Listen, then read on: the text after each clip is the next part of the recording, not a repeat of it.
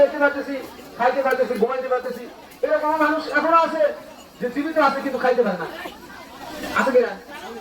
আল্লাহ পাক আমাকে আপনাকে যে সুস্থ রেখেছেন, আল্লাহ পাক আমাকে যে আপনাকে যে হায়াত দান করেছেন, এত সুন্দর নিয়ামত দান করেছেন, এই সুন্দর নিয়ামতের শুকরিয়া আমার আপনার আদায় করতে হবে কিনা?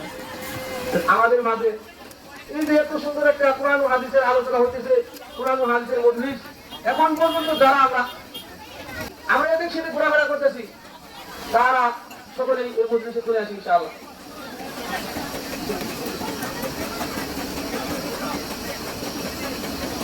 এই পর্যায়ে আপনাদের সম্মুখে কোরআন ও হাদিস থেকে তাকরীর পেশ করবেন হযরত মাওলানা মুহাম্মদ মুশাররফ হোসেন।